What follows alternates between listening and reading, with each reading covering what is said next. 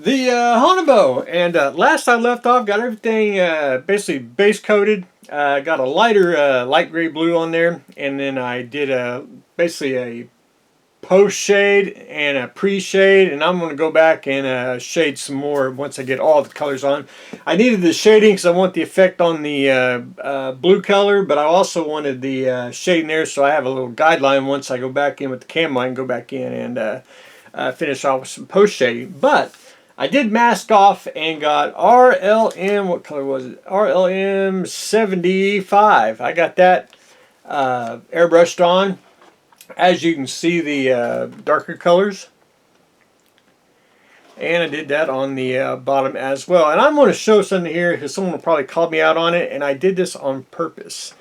Can you see the tape lines? That's a bit of the overspray on the, not, putting a piece of another tape on the other side of the tape, as you can see here.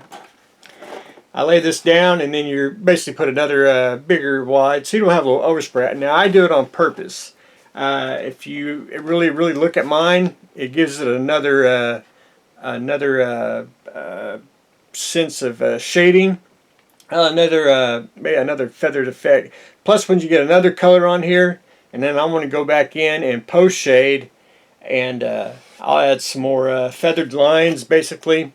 Add some, no, I want not panel lines, but fade some more streaking on there, and that way it'll blend in a little bit more too. But I do it for the effect of, it just gives it another shade over, like you did with, like if you ever, I don't know if you all ever do it, and I probably don't have one handy. If you ever airbrush with a, so you got your airbrush, get you an index card or a piece of paper, and you want to airbrush the panel line, just lay it on there and just keep going.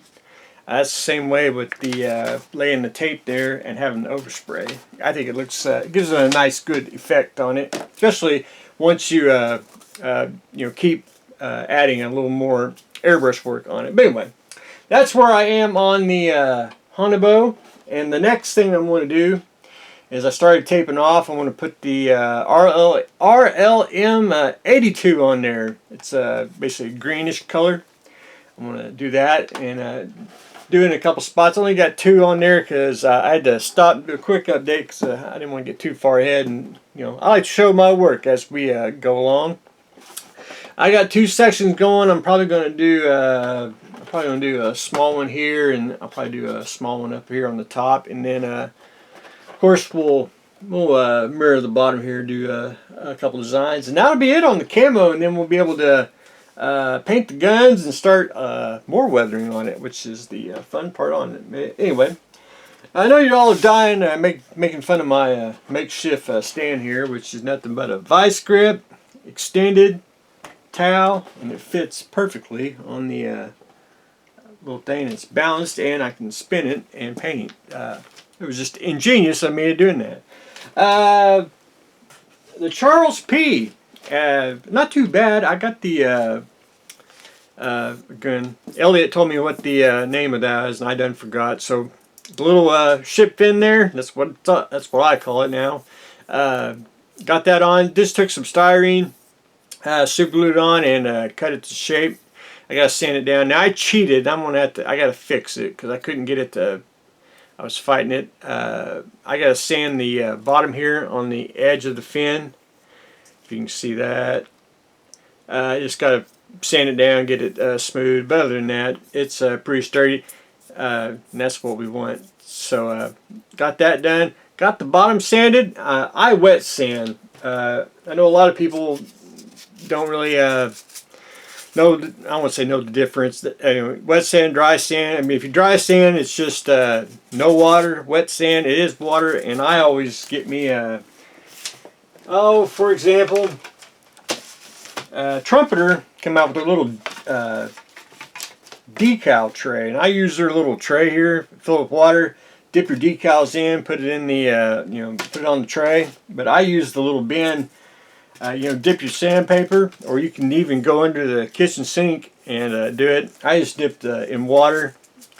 Well, here, let me just show you. There's some water left. Get the sandpaper all that all wet like that. Get the, and you want to sand in a circular motion. And if you notice when you sand, the dust is confined, especially to the sandpaper and to the model. It's just you'll get a smoother finish, and it's less mess. And where's Mr. Paper Towel? Did I already throw it away? I probably did. Anyway, basically you can go wipe it off. You can go wash it off underneath the sink, or even with any type of rag. Get that off, and I'm here to tell you it's smooth to the touch. And shoot some primer on it, and 99% of the time it will be smooth. But anyway, that's just a quick way of what I like to sand. Got the superstructure, or started putting the superstructure on. Kit's warped a little bit, the parts, because they're super thin when they pull it out of the mold. I gotta get that down. There's one thing on here, or actually a couple things. There's these little, see the little thingies here that's coming up? They're all bent, and I already broke two of them off, so I'm going to end up breaking this one off, like right now. And I'm going to go back in with some, oh, it had it in here. It's got some metal brass rods, and I'm just going to replace them. I don't know why they put them on the kit and casted them. Beyond me. I don't understand that. I wouldn't have done that at all. But anyway, they were bent, and that was probably storage and shipping in the box. My personal opinion on that. But anyway, got the superstructure started, and we got to work on this one, which I got to clean off the bridge. I want to show you that too. I can tell where the mold was going. If you look at the bridge windows, where's that? They are kind of inwards, and filled in with basically broken mold. So I'm going in with the knife and trying to chisel that out, and I should be able to get it pretty close. There might be a little, not totally the best, but we'll get it going. But anyway, working on the bridge, and we're working on the Charles P, getting the hole, and hopefully we'll get a little more done the rest of this week. But anyway, that's what I got going on today.